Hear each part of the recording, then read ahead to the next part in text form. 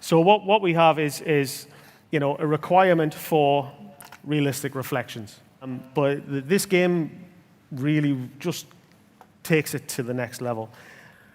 So one of the things that really characterizes this game is the amazing characters. But what he has is, he has this strong light source at his feet, and it's casting this big shadow on the wall. Now, you can't ray trace that. You can't pre-bake that. You have to ray trace that. And if I switch RTX off, you get just generally a big, strong shadow, and that doesn't fit with the characteristics of the light or the world. And if I zoom in on him a bit more, you can actually see just the amazing amount of detail that he has. So if I go over here, you actually see that all that detail is correctly reflected, including the shadow, in this parabolic mirror. So if I look across here, you can actually see in the surface of the bomb that he is actually correctly reflected, and the shadows are fully intact.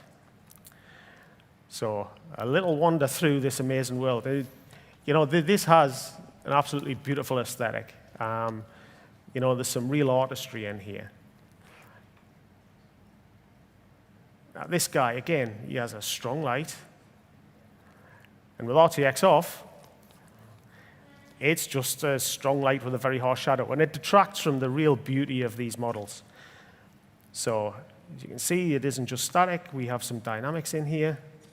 If I switch RTX on, it still works. And it softens properly. You get the penumbra, you get the umbra. Absolutely everything's right. So let's have a look at something really interesting.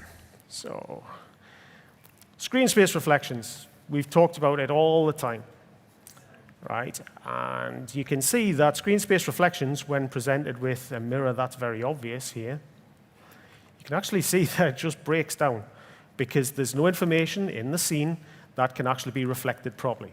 So it's kind of a bit of guesswork when you have a screen space reflection, so as you can see there, right? So if I switch RTX on, we have the Bruce Lee moment. As you can see, we've got the Hall of Mirrors. We get the correct fall off, and because no mirror is perfect, you actually get the color fall off, and it fades out as a real mirror would. As you can see that we're not pre-baking any of this, you can actually see that there's detail in there. Those characters are properly animated. So just to prove that it really is a mirror, again, we have these characters across here. So people might say that real mirrors, that could possibly be hacked, right? So as I wander around the scene, we've got some curved mirrors here. Okay, and you can see that they're just, they're breaking down, they're not quite right. The graphics are still beautiful, but they're not quite right. Now, if I switch RTX on, what we have here is we have multiple interreflections from two curved mirrors bouncing off each other.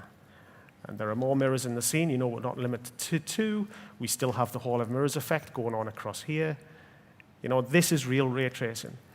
And these are two convex mirrors. Now, on the other side of a convex mirror, we also have a concave mirror, and that reflects correctly what is going on across this side of the room.